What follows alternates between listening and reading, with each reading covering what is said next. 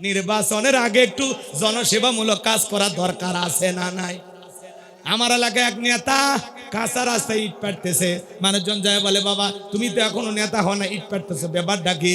বলে আপাতত ইট পাড়ে দিয়ে গেলাম, আপনারা বৃষ্টি হলে ছেলে মেয়ে আপনাদের স্কুলে যাইতে পারে না, আপনারা হাটে বাজারে যাইতে পারেন না, মাঝে মাঝে আপনাদের দুঃখের কথা মনে হলে রাতে আমার ঘুম আসে না, আপাতত ইট পাড়িয়ে দিয়ে গেলাম। আর ভবিষ্যতে আমার মার্কায় সিল মেরে যদি একবার নেতা বানায় দিতে পারেন, আমার 1 নাম্বার টার্গেট কাঁচা রাস্তা পাকা করে দেব। এই কথা বলে যখন জনগণ বিশ্বাস করে নেতার মার্কায় সিল মেরে নেতাকে নির্বাচনে পাস করে, নেতা তখন এলাকায় থাকে না, ঢাকা শহরে বান্ধবী নিয়ে ঘুমায়। কথা কন না কে? মার্কা থাকে যে কয়দিন, নেতার আনা গোনা সে কয়দিন।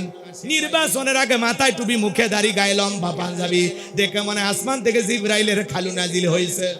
আর আমরা কম খারাপ না, 1.5 টাকার বিড়ি আর 3 টাকার চা খায় কি স্লোগান? বল্টু ভাইয়ের চরিত্র ফুলের মতো পবিত্র, নামাজ পড়ে 1 ওয়াক্ত, গাঁজা খায় 5 ওয়াক্ত, ঘুম চুরিতে পাকা ভক্ত, শয়তানের 1 নাম্বার ভক্ত, হুজুরদের জন্য খুবই শক্ত, চুষে খাই গরিবের রক্ত। পোস্টারে লেখা থাকে গরিবের বন্ধু, ভোট দিয়ে দেখেন গরিবের কয় নাম্বার শত্রু। একটা বয়স্ক ভাতার কাট নিতে গেলেও 2, 4, 5 হাজার টাকা খায়। আপনাদের এলাকায় নাই, ভারতের কথা বলতেছে, ভালো করে বোঝেন। এ বাজান গো আমার, এজন্য মানুষ চেনা বড় দায়, সমাজে লেখে রাখে একবার জনসেবা করার সুযোগ দেন। জন করার সেবা না, ওটা বলে যে একবার আমাকে বড় লোক হওয়ার সুযোগ দেন, এটা লেখা লাগবে। কথা কন নাকি আপনারা? নির্বাচনের আগে নেতার একটা মোটর সাইকেল কেনার টাকা নাই, সেই নেতা নির্বাচনে পাস করার পর 5 বছর পরে দেশে বাড়ি বিদেশে বাড়ি টাকা কি জিব্রাইল দিয়ে যায়? হ্যাঁ, রাগ করতেছেন, করেন, সমস্যা নেই, মন খারাপ জান কইরেন না। আর আমরা কম খারাপ না, 500 টাকা 1000 টাকার বিনিময়ে নির্বাচনের আগে রাত্রিতে ভোটটা বিক্রি করে দেয়। আছে না নাই? আছে না নাই? নির্বাচনের আগে রাত্রে নেতার কাছে হাত পেতে 500 টাকা 1000 টাকায় নিজেকে বিক্রি করে দেন। এক পাগল তেঁতুল গাছের নিচে হাত তুলে বলে আল্লাহ রাজশাহীর ফজলি আম দে, রংপুরের হাড়ি ভাঙ্গা দে, লম্বা লম্বা আমরুপালি দে। আল্লাহ তখন ডেকে বলে পাগল রে, চোখটা খুলে দেখ কোন গাছের নিচে দোয়া ধরেছিস। তেঁতুল গাছের নিচে হাত তুলে যেমন আম চাইলে পাওয়া যাবে না, নির্বাচনের আগে নেতার কাছে হাত পেতে ঘুষের টাকা নিয়া নেতাকে নির্বাচিত করে আপনি যখন বলবেন আল্লাহ এদেশের নেতাদেরকে উমরের মতো বানায় দাও, আল্লাহ তখন ডেকে বলে এই জনগণ, উমরের দেশে থাকার মতো জনগণ হতে পেরেছিস? আপনি হাত পেতে ঘুষও নেবেন, আবার ওই হাত দিয়ে দোয়া করবেন আল্লাহ নেতাকে আদর্শবান বানায় দাও। আপনাকে আগে 1 নাম্বার হওয়া লাগবে, তাহলে নেতাও 1 নাম্বার হবে। জনগণ ঠিক, দেশ ঠিক। কথা বলে, গাছের গোড়া ঠিক, মাথা ঠিক। যেদিন আপনি আমি সৎ হতে পারবো, সেদিন আপনার আমার ভাগ্যে সৎ নেতাও জুটবে। ঠিক আছে তো ইনশাল্লাহ? যেদিন আপনি আমি এদিক খেয়াল করেন, এই জমিনে ইসলাম কায়েম করতে হলে আপনাকে আমাকে আগে 1 নাম্বার হওয়া লাগবে। যতদিন পর্যন্ত আমি ভালো, আপনি ভালো হবেন না, আমি ভালো হব না, ততদিন পর্যন্ত এদেশে ইসলাম কায়েম করা যাবে। হাফ কেজি জিলেপির কাছে বিক্রি হয়ে যায় এদেশের মুসলমান। দুঃখজনক বিষয়। কথা বলেন না, বুঝলেন সমস্যা নাই। এইবার বাজান গো আমার, নির্বাচন শুরু হয়ে গেল। আগে তো জনগণের মন কাইরে নিছে, ওই দেশের জনগণ এক চান্সে ভোট দিয়া ওই কাবুজ নামের ফেরাউনকে মন্ত্রী বানায় দিল। এইবার ওই দেশের বার্ধক্যজনিত কারণে বাদশা মারা গেল। ফেরাউন সমস্ত লোকজনকে ডেকে বলে শোনো, বাদশা মারা গেছে, বাদশাহীর সিংহাসনটা ফাঁকা, তোমরাই বলো মিশরের বাদশা হবে কি? সমস্ত জনগণ ডেকে বলে আপনার সাথে ভালো মানুষ আর কেউ হতে পারে না, আপনি আমাদের বাদশা হয়ে যান, আমাদের কোনো আপত্তি নাই। এইবার জনগণের সমর্থন পাইয়া, নেতাদের সমর্থন পাইয়া ওই কাবুজ নামের ফেরাউন হয়ে গেল মিশরের বাদশা। সিংহাসনে বসার পর ডেকে বলে হামান রে, আমি বললাম আজ থেকে মিশরের বাদশা, তুই হবি আমার মন্ত্রী।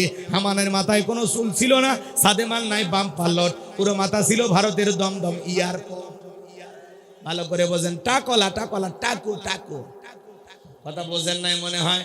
এই টাকু মানুষ যদি ভালো করে বোঝে, মন মুসলিম হয়, ইসলামের বিরুদ্ধে যদি ষড়যন্ত্র করতে চায়, ওরা কিন্তু খুব কঠিন হয়। এই যে নেতানিয়াহু নাম শোনেননি? ইসরায়েলি ইহুদি জালেমদের যিনি নেতৃত্ব দেন, নেতানিয়াহু, এর মাথায় কিন্তু কোনো সুখ নাই। এগুলো বর্তমান যুগের হামান। কথা বলে ঠিক কি না? রাগ করতেছে? হাজার হাজার মুসলমান মেরে দুনিয়ার জমি থেকে বিদায় করে দিচ্ছে। শিশু বৃদ্ধ সবার উপরে হামলা করে, মসজিদ হাসপাতালে হামলা করে। কথা বলেন ঠিক কিনা? আল্লাহর কাছে দোয়া করি, আল্লাহ ইসরায়েল ইহুদি জাতিদেরকে পরাজিত করে মুসলমানদেরকে আপনি বিজয় দান করুন। জোরে বলুন আমিন, আরো জোরে বলুন আমিন। আমার ভাইরা সংক্ষিপ্ত করে একটু বলে দিয়ে যায়। এইবার ফিরাউন সিংহাসনে বসার পর রাতের বেলায় ঘুমাইতে গেলে ফিরাউনের চোখে ঘুম আসে না, আজে স্বপ্ন দেখে লাফায় ওঠে। 2-3 দিন অতিবাহিত হয়ে যায়, ফিরাউনের চোখে কোনো ঘুম নাই। তার দরবারে জ্যোতিষী ছিল 400। এই 400 জ্যোতিষীর লিডার নাম হলো দবিরা, বয়স হলো 320 বছর। ডেকে বলে, দবিরা রে, আমার ভাগ্য গবেষণা করে দেখ, কেন জানি রাতের বেলায় ঘুমাইতে পারি না, আজে বাজে স্বপ্ন দেখে লাফালাফা ওঠে। দবিরা ভাগ্য গবেষণা করে বলে, নেতা যদিও ছিলেন ভবঘুরে যুবক, তরমুজের খেতের লেবার, গোরস্থানের দারোয়ান, এরপরে মিশরের মন্ত্রী, বর্তমান রানিং বাদশাহ, আঙ্গুল ফুলা কলার গাছ, কিন্তু আপনার ভবিষ্যৎ জীবন বড় অন্ধকার। আগামী 3 মাসের মধ্যে বনি ইসরায়েল সম্প্রদায়ের ভিতরে মুসা নামের একটা ছেলে জন্মগ্রহণ করবে। ওই মুসার কারণে রাজত্ব পাওয়ার ক্ষমতা থাকবে না। নেতারে, এমনকি আপনার জীবন যাওয়ার সম্ভাবনাও দেখা যায়। এই কথা শোনার পর ফিরাউনের মাথা ঠান্ডা না গরম? খালি গরম।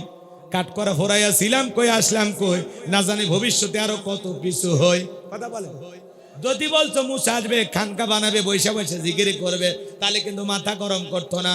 আজও বাংলাদেশের দিকে তাকায় দেখেন, তাম পৃথিবীর দিকে তাকায় দেখেন, যারা খানকানে বসে আছে ওদেরকে কেউ টার্গেট করে না।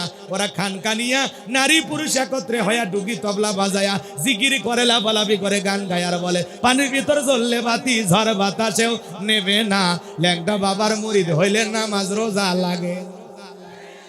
আছে না নাই? যে পীর সাহেব বলবে নামাজ রোজা লাগবে না, ওটা পীর না, টাটকা শয়তান। কথা বলেন, আছে না নাই? ভণ্ড। সিজদার মতো একটা সিজদা দিবি, জান্নাত পার হয়ে জাহান্নামে পড়ে যাবি। কত বড় ভণ্ড, আছে না নাই? মহিলা মুরিদ দেখলে 2 হাত বাড়ায় বলে, মা আয় আমার বুকের ভিতরে আয়।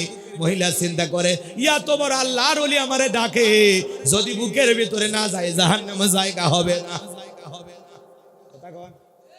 এইবার মহিলা যখন পীর সাহেবের বুকের ভিতরে জড়ায়া ধরছে, পীর সাহেবের বুকের ভিতরে যে এত শান্তি পাইছে, এত মজা পাইছে, আনন্দের ঠেলায় গান গায়, বাবা আমি তোমায় ভালোবাসি, তোমার শরণ সুমিতে বাবা, তোমার শরণ সুমিতে বাবা, তোমার কাছে আসি গো বাবা, আমি তোমায় ভালোবাসি। যে মহিলা স্বামীকে বাদ দিয়ে পীরের ফাটা পায়ে চুমা খায়, ওই নারীর চরিত্রে ঠিক। এ আপনার বউকে আপনি মাজারে পীর সাহেবের কাছে পাঠান, আপনি কি দুর্বল? আপনার বউকে বলবেন, এ আমি তোর পীর। কথা কয় না, আমি তোর পীর পছন্দ হয় না? আয়েশা, ফাতেমা, খাদিজা, হাজেরা, আসিয়া, মারিয়াম, এদের জীবনী কিনে দিলেন, যেগুলো সব জান্নাতি নারী। এদের জীবনী পর, এইভাবে জীবন গড়, তারপরে মর, জান্নাতের রাস্তা ধর। একটা বাচ্চার জন্য বউকে আপনি মাজারে পাঠান। আমি নিজের চোখে দেখেছি, মাজারের গম্বুজে তেল মালিশ করিয়া ওই তেলটা নিয়ে তল পেটে লাগায় আর বলে, একটা বেটা দে রে বাবা, একটা বেটা দে, তুই না বেটা দিলি আব্বা বেটা দেবে কে? মানে মাজারে পীর সাহেব রেডিমেড ছেলে জন্ম দিয়ে রেখে দিয়েছে, ও গেল আর হয়েছে বাজান। এক জায়গায় গেলাম, ডাবের গাছের শাখায় শাখায় ইট ঝুলে রাখছে, মানে ওই যে ডালপালার সাথে ইট ঝুলে রাখছে। আমি তখন বললাম, ইট ঝুলে রাখার কারণ কি? হুজুর বোঝেন না, ইট ঝুলে রাখলে ইটটা যেমন ভারী হয়, যেই মহিলা নিয়ত করে ঝুলে রেখে গেল, কয়েকদিন পর আর পেটও ভারী হবে। আমি তখন বললাম, যে সমস্ত মা বোনের বিয়ে হয়নি, ওরা যদি নিয়ত করে ঝুলে রাখে, ওর পেটও ভারী হবে। কথা কন না কেন? এই দেশে ভণ্ডামি গিয়েছে কোন জায়গায় বলে শেষ করা যাবে? ভাই, মনের আলো বড় আলো, বাইরের আলো নিভে ফেলা, মনের পর্দা বড় পর্দা, বাইরের পর্দা খুলে ফেলা। বাবা ভান্ডারি লাইন ছাড়া চলে না তো রেলগাড়ি। ভণ্ড আছে, গাঁজা খায় মুজদারি লাল বানাইছে, টর্চ লাইট মেরে মুখকেই খুঁজে পাওয়া যায় না, বগলের চুলতে বেরিবারে হয়েছে। আর সুন্দরবনে বসলে বান্দরবনে কি অবস্থা? বছরের পর বছর চলে যায়, গোসল করে না, নাম দিছে সাধু বাবা। শরীরে ধাত দিয়ে যাওয়া না, পাটার চাইতে বেশি গন্ধ করে। কথা কন ঠিক কিনা? এমন কায়দায় গাঁজার কলকিতে টান মেরে ধুয়ে ছেড়ে দেয়, রাস্তায় প্রশাসনের লোকেরা দাঁড়িয়ে থেকে বলে মনে হয় ওরসের রান্না চলতেছে। আছে না নাই ভণ্ড? পীর ছিল শাহজালাল, শাহপরান, শাহ মাকদুম, বাইজিদ বুস্তামি, আব্দুল কাদের জিলানী, আল্লামা খাজা মঈনুদ্দিন চিশতি রহমতুল্লাহ আলাইহ, রংপুরে কেরামতুল্লাহ, বগুড়া শাহ সুলতান, রাজশাহীর শাহ মাকদুম, বাগেরহাটের খান জাহান আলী। এই যে আল্লাহ ওয়ালাদের কারণে এদেশে ইসলামের প্রচার প্রসার হয়েছে। আল্লাহ ওয়ালা খুবই ভালো জিনিস। ওয়াকুনু মাস সাদিকিন, তোমরা সত্যবাদীদের সঙ্গী হও। যে পীরের পা থেকে মাথা পর্যন্ত নবীর সুন্নাত দিয়ে ঢাকা, যার চেহারার দিকে তাকাইলে আল্লাহর কথা স্মরণ। কথা বোঝা গেল? নাকি রাগ করছেন? পীর ছিল শাহজালাল, খানকায় পীর, রাজপথে পীর, নারাই তাকবীর হুঙ্কার দিয়েছে, গৌর গোবিন্দ ধুতি খুলে পালাল। এখনকার পীর মাথার চুলে জট, হাতে গাঞ্জার পর, সালা পিন্দে থাকে, তবিল থাকে, সব থাকে। আছে না নাই? মানুষ আবার তোরকে গানে সবকিছু ছাড়িয়া তোরা বাবার চরণ ধর, আয়না বসাইয়াতে তোর কলবের ভিতর বাবার। মানে এমন কায়দায় কলব ধাক্কা, মানে কলব ফাটিয়ে গেছে। আছে না? আবার একদল আছে গরু ছাগল নিয়ে দৌড় মারে, ট্রাক ভাড়া করে গরু ছাগল নিয়ে মাইক বাজায় আর যায়, কই আমি ডুব দিয়াছি প্রেম দরিয়ায়, বাবার সন্ধান নেই। আছে না? আল্লাহ নাই, রসুলের নাম নাই, খালি এই মানে হাঁপানি মার্কা জিকির। ভণ্ড আছে না নাই? রাগ করতেছেন? করেন, সমস্যা নেই, থাকতেও পারে। এই গুরু চাঁদ উঠেছে আছে না? চাঁদ বলে ওই জায়গায় গেছে, আর খুঁজে পাওয়া যাচ্ছে না। তাহলে ভণ্ড পীর যেখানে, আর আসতে কোন ভণ্ড পীর যেখানে, হক্কানি আল্লাহওয়ালা যেখানে। আমি আল্লাহওয়ালার পক্ষে, ভণ্ডের পক্ষে না। যারা শিরিক বিদাতে নিয়ে মাজার গুলোতে গাঁজা খায়, ওই পীরের পক্ষে না। যে পীর নিজের ইমামতিতে মুরিদদেরকে নিয়ে নামাজ আদায় করে। কথা বলেন ঠিক কিনা?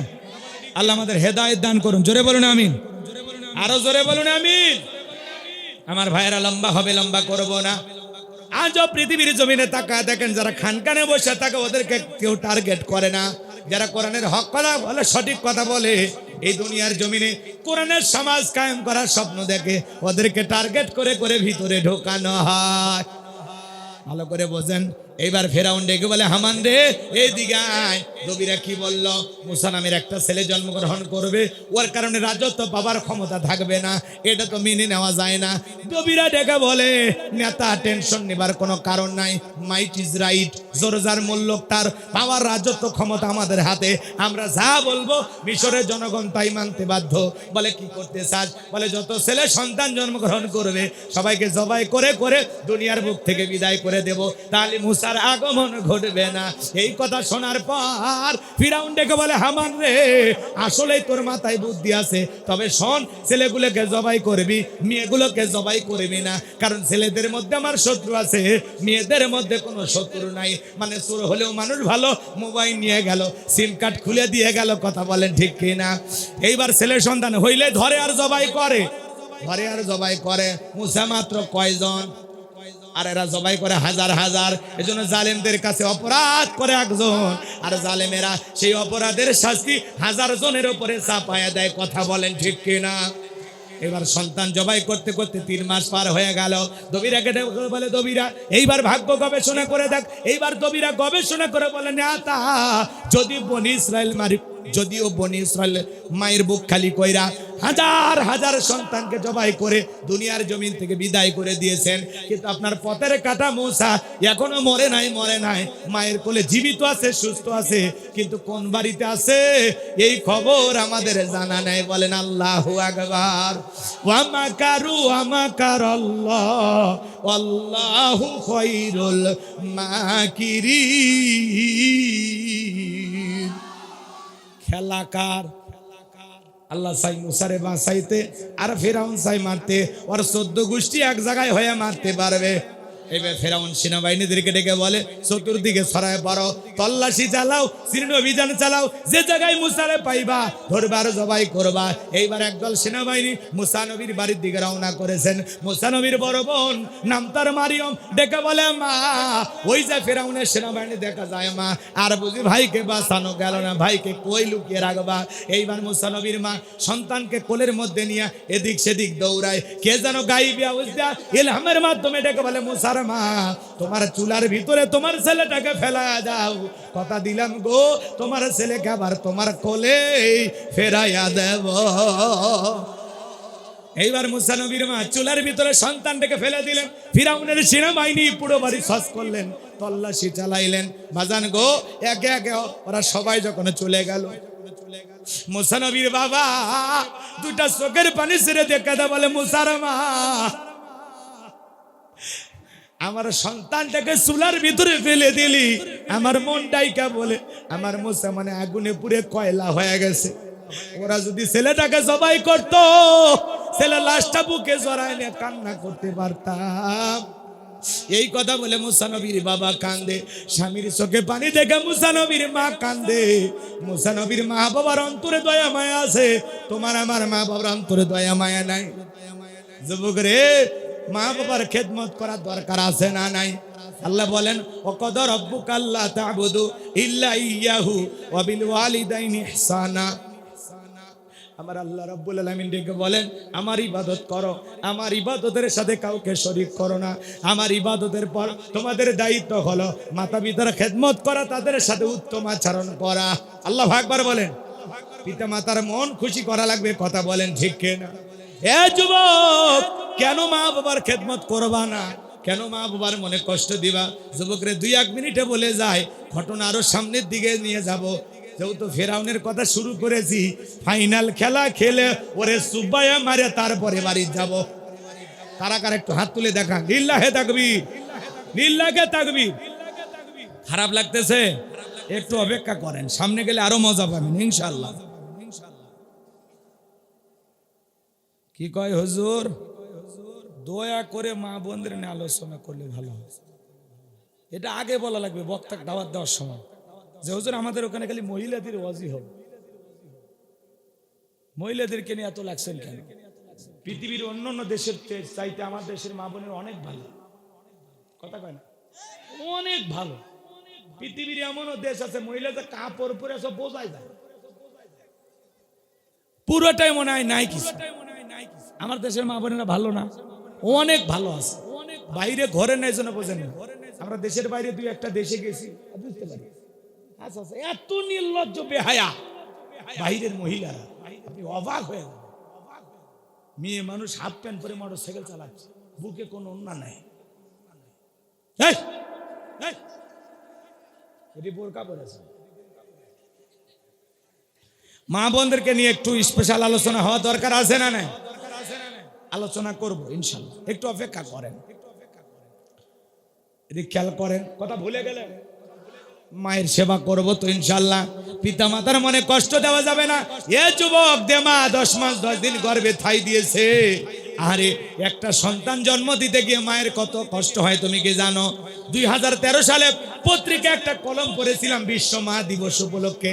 ছেলেটার নাম ছিল আব্দুল মালেক। ছোট্টবেলায় চোখে দেখতে পারে না, চোখ দিয়ে পুষ পরে পানি পড়ে। দুঃখিনী মা, স্বামী মারা গেছে, ছেলেটাকে সঙ্গে নিয়ে হাসপাতালে চলে গেলেন। ডাক্তার চোখটা পরীক্ষা নিরীক্ষা করে বলে আপা আপনার সন্তানের চোখের যে অবস্থা দেখতেছি, এই ছেলেটার চোখটা যদি অপারেশন না করা হয় ভবিষ্যতে এই ছেলেটা অন্ধ হয়ে যাবে। কত টাকা লাগবে? ডাক্তার এমন একটা অ্যামাউন্টের কথা বললেন। মা তখন খেতে বলে ডাক্তার ভাই এত টাকা পাবো কোথায়? ছেলের তো আর বাবা বেঁচে নাই। ও ডাক্তার ভাই আপনার কাছে আমার অনুরোধ, আমি দুঃখিনী মা, যদি আমার ছেলের জন্য 2টা চোখ দিয়া দেই আমার সন্তানটা চোখে দেখতে পাবে কিনা? ডাক্তার বলে আপা ও সম্ভব। এইবার দুঃখিনী মা সন্তানের জন্য 2টা চোখ দিয়ে দিল। বলেন মারহাবা। মা যে কত বড় দামি, একটা মা সন্তানের জন্য কতটা ত্যাগ স্বীকার করতে পারে। দুনিয়ার জমিনে নিঃস্বার্থ ভালোবাসা দেয় 2 জন মানুষ, 1 নাম্বার মা আর 2 নাম্বার হলো বাবা। বাবা মার ভালোবাসার মধ্যে কোনো স্বার্থ থাকে না। যুবক রে, এইবার দুঃখিনী মা সন্তানটাকে চোখ দিয়ে দিলেন। ছেলেটা আস্তে আস্তে বড় হতে লাগলো। মা একদিন দুধের গ্লাস নিয়ে ছেলেটার সামনে যাবে, ছেলেটা পরীক্ষা দিতেছে, ডেকে বলে, মা তুমি ঘন ঘন আমার চোখের সামনে আসবা না, তোমার চোখ দিয়ে পুষ পরে পানি পড়ে, তোমার চোখের রোগটা আমার চোখে পার হতে পারে। মা মনের কষ্ট মনে চেপে রাখলো, সন্তানকে কিছুই বললো না। এইবার ছেলেটা পরীক্ষা দিয়ে ভালো রেজাল্ট করে চাকরির সন্ধানে ঢাকায় চলে গেল। ঢাকে গিয়ে চাকরিও পেয়েছে, সুন্দরী মেয়ে দেখে বিবাহ করেছে। গ্রামের বাড়ির দুঃখিনী মায়ের কোনো খবর নেয় না। বছরের পর বছর কেটে যায়, মা অসুস্থ হয়ে পড়লেন। আর চিন্তা করলেন যে ছেলেটার জন্য জীবন যৌবন কুরবানি করলাম, অন্তত মরার আগে সেই ছেলের মুখটা দেখে মরতে চায়। মা অনেক কষ্ট করে বন্ধু বান্ধবের কাছ থেকে ঠিকানা সংগ্রহ করে ঢাকা শহরে চলে গেল। এবার দারোয়ানকে পরিচয় দিয়েছেন, দারোয়ান গেটটা খুলে দিয়েছে। দুঃখিনী মা বাড়ির ভিতরে প্রবেশ করে তাকায় দেখে তার সন্তান দাঁড়িয়ে আছে। সন্তান মাকে দেখা মাত্র দৌড়ে আসছে, ডেকে বলে, মা তুমি কেন আমার শ্বশুর বাড়িতে আসছো? আমার বউ যদি এসে পড়ে মা আমি পরিচয় দিতে পারবো না। দুঃখিনী মা ডেকে বলে, বাবা আমি অসুস্থ হয়ে পড়েছি, আর মনে হয় দুনিয়ার জমিনে বেশি দিন বাঁচবো না, এই জন্য তোর মুখটা দেখার জন্য ছুটে এসেছিলাম। ছেলেটা কিছু টাকা বের করে মায়ের হাতে দেয়। হঠাৎ করে স্ত্রী এসে জিজ্ঞাসা করে, স্বামী এই সেরা শাড়ি পরা মহিলাটা তোমার কে? ছেলে এবার উত্তর দিয়ে বলে, বিবি রে, এই ছেলে এই মহিলাটা হলো আমার গ্রামের বাড়ির কাজের মহিলা। মায়ের পরিচয়টা গোপন করলেন। স্ত্রী চলে যাওয়ার পর দুঃখিনী মা চোখের পানি ছেড়ে দিয়ে কাঁদে আর ডেকে বলে, বাবা আমি মা তোরে 10 মাস 10 দিন গর্ভে ঠাই দিলাম, তোর জন্য এত কষ্ট করলাম। যখন তুমি অসুস্থ হইতে রে বাবা, সারা রাত জায়গা তোমার সেবা করতাম, আল্লাহর কাছে হাত তুলে দোয়া করে বলতাম, আল্লাহ আমার হায়াত নিয়ে হলেও আমার ছেলেটাকে তুমি বাঁচায়া রাখো। তোর জন্য জীবনে কি নাম করলাম রে বাবা, আজকে বইয়ের সামনে মারে চাকরানি বানায় দিলি। এই নে তোর টাকা তুই পকেটে রাখ, আমি মা আমার টাকার কোনো প্রয়োজন নাই, আমি আসছিলাম তোর সোনা মুখটা দেখার জন্য। দুঃখিনী মা বুক ভরা ব্যথা নিয়ে চলে গেল। এইবার ছেলেটা চাকরির প্রমোশনে এলাকায় যখন চাকরি পেয়েছে, দুঃখিনী মায়ের কথা মনে পড়ে বাড়ির দরজায় গেছে, ডাক দেয়, মা দরজা খোলো, ও মা দরজা খোলো। ভিতর থেকে মা নামের পাখির আর কোনো আওয়াজ নাই। শূন্য খাঁচাটা পড়ে আছে, কিন্তু খাঁচার ভিতরে থাকা মা নামের পাখিটা অনেক আগেই বিদায় নিয়েছে। পাশের বাড়ি চাষির ঘুম ভেঙে গেছে, ডেকে বলে, কে বা তুমি এত রাত্রিতে মা মা বলে ডাক দাও। ছেলে উত্তর দিয়ে বলে, চাচি আমারে চেনো না, আমি আব্দুল মালেক। বলে, বাবা আসলি যখন এত দেরি করে কেন আসলি? তোর মা তো অনেক আগে মারা গেছে। ছেলেটা হাউমাউ করে কাঁদে আর বলে, চাচি কি বলেন, আমার মা মারা গেছে? বলে, হ্যাঁ। এইবার বলে, চাচি বলেন না আমার মায়ের কবর কোথায়? যখন দুঃখিনী মায়ের কবরটা দেখিয়ে দেওয়া হলো, ছেলেটা মায়ের কবরের মাটি ধরে হাউমাউ করে কাঁদে আর বলে, মা এত বড় বিয়াদবি করলাম, একটা বার ক্ষমা নেওয়ার সুযোগ দিলি না, অভিমান করে চলে গেলি রে মা।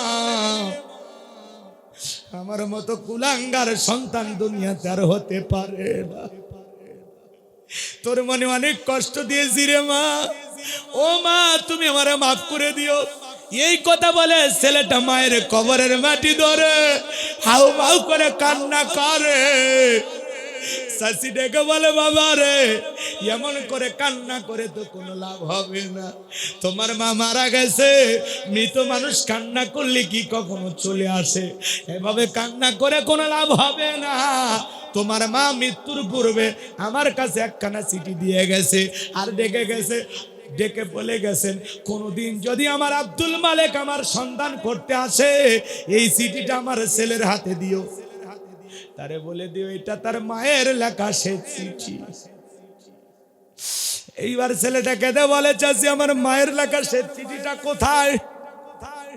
এই যুবক যে মা 10 মাস 10 দিন গর্ভে তাই দিল, সন্তান যখন মা ডেলিভারির সময় চলে আসে, গভীর নিশীতে বাবার পা জড়ায় কান্না করে। মায়ের চোখের পানি যখন বাবার পাকে স্পর্শ করে, মা বাবা ঘুম থেকে উঠে ডেকে বলে, বিবি রে, এত রাত্রিবেলায় কেন তুমি কান্না করো? ডেকে বলে, স্বামী, আগামীকালকে বাবার বাড়িতে চলে যাব। কত মহিলা সন্তান জন্ম দিতে গিয়ে মারা যায়, আমি যদি মারা যাই আমারে তুমি মাফ করে দিও। দীর্ঘদিন তোমার সংসার করলাম, ভুল বেয়াদবি মাফ করে দিও। এই নাও সংসারের চাবি বুঝাই দিলাম, বেঁচে থাকলে আবারও দেখা হবে। এ কথা বলে দুঃখিনী মা দাইমার ঘরে চলে যায়। প্রসবের যাতনায় মা দাঁত মুখ কামড়ায়। একটা সন্তানকে জন্ম দিতে গিয়ে একটা মায়ের কত যে কষ্ট হয়, দুনিয়ার মা ছাড়া কেউ বুঝবে না। নবীর এক সাহাবী মাকে কাঁধে করে হজ করাই তফ করতেছে। আমার নবী জিজ্ঞাসা করে, সাহাবী, কাদের উপরে ওইটাকে? বলে, হুজুর আমার মা। বিশ্ব নবী ডেকে বলে, সাহাবী, বড় ভালো কাজ করতেছে। আমি দুনিয়ার মায়ের, আমি দুনিয়াতে মাকে খেদমত করার সুযোগ পাইলাম না, বাবার খেদমত করার সুযোগ পাইলাম না। সাহাবী গো, মার সাথে কোনোদিন বিয়াদবি করো না। সাহাবী ডেকে বলেন, হুজুর, আমি যে আমার মাকে কাঁধে করে হজ করাইলাম, আমি কি আমার মায়ের হক আদায় করতে পেরেছি? বিশ্ব নবী ডেকে বলে, সাহাবী, তোমার মা তোমাকে জন্ম দেওয়ার সময় ডেলিভারি ব্যথায় আ শব্দ করেছিল। ওই একটা আ শব্দের হক দুনিয়ার কোন সন্তান কিয়ামত পর্যন্ত আদায় করতে পারবে না। বলেন আল্লাহু আকবার। ভালো করে বোঝেন, একটা সন্তানকে জন্ম দিতে গিয়ে মা ছটফট করে, ছোট্ট বালতি দিয়ে এক বালতির মতো রক্ত শরীর থেকে ঢেলে ফেলে দেয়। কত মা জ্ঞান হারায় ফেলে। কিছুক্ষণ পরে যখন হুঁশ ফিরে পায়, ডেকে বলে, কই আমার সোনা মানিক, আমার কোলে দাও। মা সন্তানকে কোলে নিয়ে গালে মুখে চুমা খায় আর বলে, বাঁচা দন, বেঁচে থাক, আল্লাহ তোরে বড় মানুষ বানাবে। যে মা নিজে না খায় আমাদের মুখে খাবার তুলে দিল। এই শীতের দিনে বাবার শরীরে শীতের কাপড় না, বাবা নতুন শীতের কাপড়ে সন্তানের পরনে তুলে দেয়। যুবকরে, যে মা বাবা তোমার আমার জন্য এত কষ্ট করলো, বিশ্বনবী বলেছেন, হুমা জান্নাতুকা ওয়া নারুকা, তোমার পিতা মাতায় তোমার বেহেশত, তোমার পিতা মাতায় তোমার দোজখ। যুবক রে, সেই পিতা মাতার মনে কখনো কষ্ট দিবা না। যেই মা বাবার চেহারার দিকে ভালোবাসার নজরে তাকাইলে আল্লাহ পাক আমলনামায় কবুল হজের সব লিখে দেয়। সেই পিতা মাতার খেদমত করে কারা কারা দোয়া নিয়ে জান্নাতে যেতে চান, দুইটা হাত তুলে একবার আল্লাহকে দেখান। আল্লাহ আমাদের সবাইকে পিতা মাতার খেদমতকারী সন্তান হিসেবে কবুল করুন। জোরে বলুন আমিন, আরো জোরে বলুন আমিন। হাত নামান যুবকরে। বইয়ের ভালোবাসা বইয়ের কাছে, মায়ের ভালোবাসা মায়ের কাছে। কাউকে বেশি প্রাধান্য দিকে কারো প্রতি অবহেলা করা যাবে। আজকের যুবকেরা পাগল, বউ পাগল, বিয়ের আগে মা মা ছাড়া কিছুই বোঝে না। বিয়ে 3 দিন গেলে হাড়ি পাতিল আলাদা। আছে না এমন ছেলে? দিনাজপুরে এগুলো ঘটনা ঘটেই।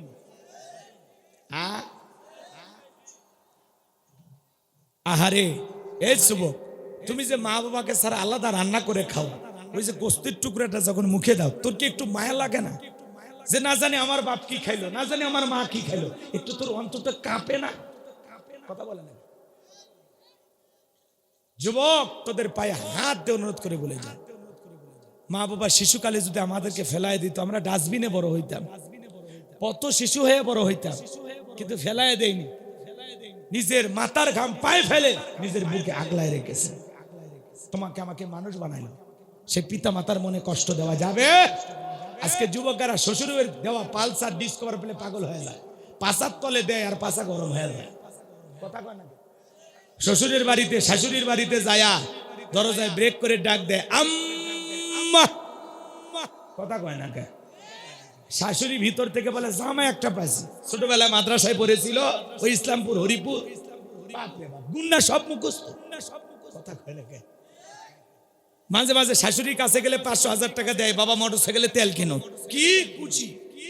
কথা কয়। আর শ্বশুর এক দেখালে, আব্বা কেমন আছেন, আব্বা কোথায় যাচ্ছেন, আব্বা কি খেয়েছেন। শ্বশুর কয়, মারাত্মক জামাই। আব্বা কইতে কইতে মুখে সেনা তুলে ফেলে দেয়। ছোটবেলায় মাদ্রাসায় পড়েছিল, কলকলার সব হরফ মুখস্থ।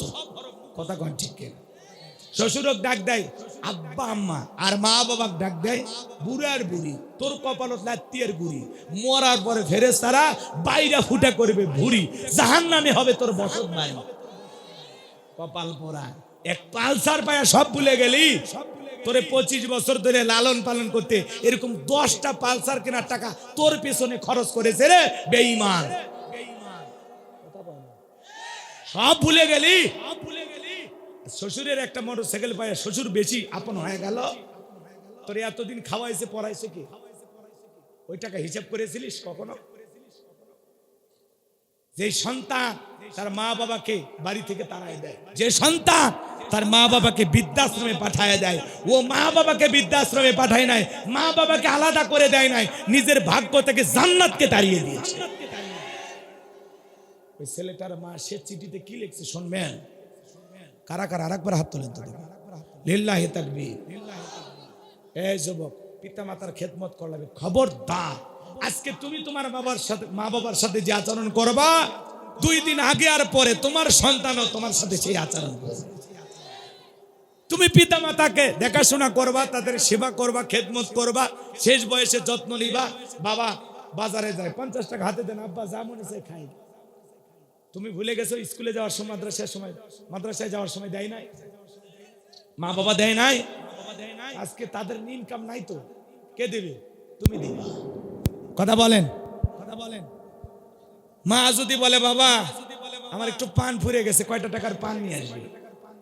তখন বলে তোমার পান কিনতে কিনতে আমি ফকির হয়ে গেলাম। আছে না?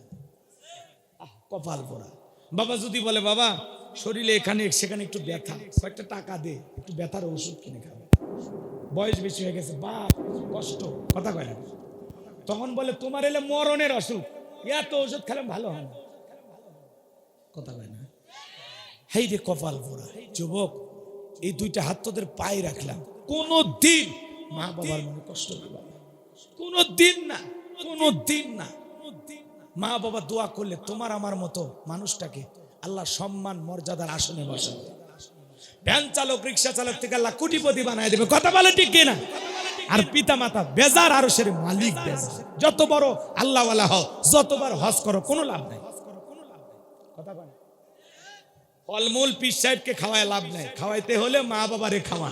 প্রত্যেকটা সন্তানের জন্য তার মা বাবা হলো দুনিয়ার সবচাইতে বড় পীর। কথা বলে ঠিক কিনা? আমি হুজুর এই পানিতে ফু দিলাম, কাজ হইতেও পারে নাও পারে। তোমার মা বাবা কিছু জানুক আর না জানুক, ফুই দিলে কামে লাগবে। সুবহানাল্লাহ কোন। অভাবে আছেন, মাঝে মাঝে বাবাকে বলবেন বাবা একটু পকেটে ফু দেন তো, মারে বলবেন একটু ফু দেন, দেখবেন আল্লাহ রিজিক বাড়ায় দেবে, ইনকামে বরকত দেবে। কথা কয়, গোপন কথাগুলো বলতেছি, বিশ্বাস হইতেছে না? একটু আমল করেন, ভাগ্য পরিবর্তন হয়ে যাবে ইনশাআল্লাহ। যুবক, তাহলে মা বাবার মনে কখনো কষ্ট দেওয়া যাবে? একটা শিক্ষিত লোকের গল্প পড়েছিলাম, শোনো। ওই লোকটা বাড়িতে রোস্ট খাইছে, ভুনা গোস্ত খাইছে, অনেক ধরনের নানা ধরনের খাবারের বন্ধু বান্ধব সবাইকে খাওয়াইছে। খাওয়া শেষে একটা ভাঙ্গা প্লেটে কিছু বেঁচে যাওয়া খাবার দিয়ে তার ছোট্ট ছেলেকে বলতেছে বাবা এটা তোর দাদা ভাইকে দিয়ে আয়। এখনকার বাচ্চারা তো কম্পিউটার, কথা কয় না, জন্মগ্রহণ করার আগে বুদ্ধি, কথা কয় না, আসে না নাই? বাপ রে বাপ, ওই ছোট্ট বাচ্চা জিজ্ঞাসা করে আব্বা আমরা এত ভালো ভালো খাইলাম, রোস্ট খাইলাম, তেহেরি নেহেরি বিরিয়ানি কাবাব, কথা কয় না, গরুর গোস্তের ভুনা, কালা ভুনা, সাদা ভুনা, রং বেরঙ্গের ভুনা খাইলাম, আর দাদুর জন্য এই একটু খাবার ব্যাপার কি? বলে তোর দাদুর বয়স হয়ে গেছে, মানুষের বয়স হলে এরকম খাইতে হয়। তখন ওই ছেলেটা বলতেছে আব্বু তাহলে আমি এই প্লেটটা রেখে দেব, দাদার মতো তোমার যখন বয়স হবে এই প্লেটে করে আমি তোমাকেও খাইতে দেব। শিক্ষিত মানুষ বিবেকের দরজায় ধাক্কা লাগছে, জেহেন পরিষ্কার হয়ে গেছে, সঙ্গে সঙ্গে প্লেটের খাবার ফেলে দিয়ে বলে বাবা তুই আমার বুকে আয়। এই কথা বলে কালি মুখে চুমা খাইতেছে আর বলতেছে তোর কাছ থেকে আমি আজকে অনেক বড় একটা শিক্ষা গ্রহণ করলাম। এই কথা বলে বৃদ্ধ বাবা যেখানে ছিল সেখান থেকে বাবাকে তুইলা 3 তলার উপরে নিয়ে গেল। বাবারে গোসল করায় দিয়ে তেল মালিশ করে দিতেছে। স্ত্রী এসে বলতেছে, কি ব্যাপার, এই বুড়িয়া বেটার আবার খেদমত শুরু করলে, কি হয়েছে? কয়, আজ থেকে বাবাকে অসম্মান করি, একটা কথা বললে আমার বাবা আজ থেকে আমাদের সাথে থাকবে, বেশি বাড়াবাড়ি করলে 1 2 3 পাঠায়া দিব বাপের বাড়ি। আপনি ঠিক, আপনার বউ ঠিক, আপনার বউ যখন আপনার মা বাবার বিরুদ্ধে কিছু, চুপ চুপ, কোন পেশাল, চুপ, কথা কয় না। অথবা একটু বলদ হবেন, বলদ বোঝেন না, বউ যা বলবে ঠিক ঠিক। বউ বলবে, তোমার কেন এত মা বাবার জন্য করা লাগবে, তোমার কি আর ভাই বোন নাই, তারা কি করতে পারে না? তুমি যদি ইনকামের সব খরচ করো, আমাদের ভবিষ্যৎ নাই, 2 দিন পরে 2 ঠ্যাঙ্গালা মানুষ বের হবে, তুমি কি বলবে? ও ভবিষ্যৎ চিন্তাবিদ, ভবিষ্যৎ চিন্তাবিদ। বাচ্চা হবে ওইটা নেওয়ার গবেষণা। শ্বশুর শাশুড়ি খাওয়ালে কমে যায়, কথা কয় নাকি? আপনারা বিরক্ত হয়েছেন, কোন সমস্যা, সামনের দিকে যায়, কষ্ট হচ্ছে। তাহলে বউ যা যা বলবে, তোমার মাকে দিবে না, বাবাকে দিবে না, ভাই পড়ে যাবেন। আর তলে তলে মারেও দিবেন, বাবারেও দিবেন, কারো খরচ কমবে না, কথা কম। আবার বউ যখন বলে এত যে বুঝায়, তাও তো খরচ করে। মা বাবার সামনে কি যে হয় রে, পকেটে হাত দিয়ে এমনি মাথা কাজ করে না। আপনার বউ যেন তলে, তখন আপনার রাগান্বিত হয়ে বলে, তোমারে বুঝায় লাভ নেই, তুমি একটা বলো। বইয়ের কাছে বোকা সাজা একটা আলাদা মজা। আপনি তো জানেন আপনি কি মাল, কথা। আপনার বইয়ের কাছে বোকা আছে, তাতে কি? বোকা শোকা সাইজে যদি পরিবারটা ঠিক করে, একটা ব্যালেন্স করতে হবে ভাই। তাছাড়া মহিলা মানুষের ধাক্কায় কিন্তু জীবন শেষ, একটা খাতে পড়ে যাবেন, কথাকে বুঝতে পারছেন? তাহলে বইয়ের ভালোবাসা, বইয়ের কাছে হুজুরে মানে খুশি হয়েছে, মহিলাদের একটু ওয়াজ হয়েছে নাকি? কোন আরো বরাদ্দ আছে, এদের সামনে আসিয়ার কথা বলতে যায়, 1 মিনিটে কিছু বলবো, কষ্ট হচ্ছে আপনাদের?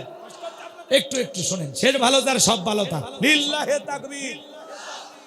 বাজান গো আমার, এইবার মুসা নবীর মা, কথা মনে আছে? আর ওইদিকে ছেলেটা মায়ের সিঁড়ি পড়বে, মনে আছে? অপেক্ষা কর, সামনের দিকে যায়, যুবকেরা আসছে, ওদের জন্য কিছু বলা দরকার। বলবো না, মা বোনেরা টেনশন নেবে না, আপনাদের জন্য আরো বরাদ্দ আছে, আল্লাহ কবুল করেন। সামনের দিকে যায় বাজান গো আমার। এইবার মুসা নবীর মা চুলার ভিতরে তাকায়া দেখে, মুসা নবী চুলার ভিতরে পড়ে মুস্কি হাসে। সুবহানাল্লাহ, জোরে বলেন। এইবার সন্তানকে কোলের মধ্যে জড়ায় নিলেন। আবারও কে যেন ইলহামের মাধ্যমে গায়বী আওয়াজ দেয়, বলে, মুসার মা, আর কতদিন জালেমদের ভয়ে লুকিয়ে রাখবা? সিন্ধুক একটা বানাইয়া দরিয়ার বুকে ভাসায়া দিলাম, দরিয়ার বুকে ভাসায়া দাও, কথা দিলাম গো, তোমার ছেলেকে আবার তোমার কোলে ফেরাইয়া দেব। একটু জোরে। এবার সকাল স্ত্রী মুসা নবীর মা ডেকে বলে, এইভাবে মিস্ত্রি বলে কেউ তো চিল্লাই না, মিস্ত্রি তুমি দিকে আসো, কি বানাইতে পারো? মিস্ত্রি বলে, মা আপনি যদি মনে করেন এমন একটা সিন্ধুক আপনার দরকার, যে সিন্ধুকের ভিতরে তুলে আপনার সন্তানকে দরিয়ার বুকে ভাসায়া দিবেন, আপনি চাইলে এরকম সিন্ধুক আমি বানাই দিতে পারি। মুসা নবীর মা বলে, মিস্ত্রি তুমি তো আমার মনের কথা বলেছো, এরকম একটা সিন্ধুকে তো আমি খুঁজতেছি। মিস্ত্রি বলে, মা ভিতর থেকে একটু পানি নিয়ে আসেন, যন্ত্রপাতি আছে, ধার দেবার জন্য পানি লাগতে পারে, আবার না হলেও চলবে। এইবার মুসা নবীর মা ভিতর থেকে পানি নিয়ে আসা দেখে মিস্ত্রি সুন্দর একটা সিন্ধুক বানায়া দাঁড়িয়ে আছে। এবার সিন্ধুকটা হাতের মধ্যে দিয়া মিস্ত্রি শুধু দৌড়ায়। মুসা নবীর মা পিছন থেকে ডাইকা বলে, মিস্ত্রি লোহার পয়সা কি নিবা না, কাঠের পয়সা কি নিবা না, তোমার পারিশ্রমিকের দামটা কি নিবা না? মিস্ত্রি ডেকে বলে, মা যারা বিপদে পড়ে আমি তাদের উপকার করি, বিনিময়ে টাকা পয়সা গ্রহণ করি না। মুসা নবীর মা বলে, মিস্ত্রি এই বিপদের দিনে এত উপকার করলা, লোহার পয়সাও নিলা না, কাঠের পয়সাও নিলা না, তোমার পারিশ্রমিকের দামটাও নিলে না, অন্তত তোমার নামটা বলে যাও, মাঝে মাঝে তোমার কথা মনে হলে আল্লাহর কাছে তোমার জন্য দোয়া করব। মিস্ত্রি ডেকে বলে, মা আমি দুনিয়ার সাধারণ কোনো মিস্ত্রি না, আমি আল্লাহর ফেরেশতা, আমার নাম হলো জিবরাইল।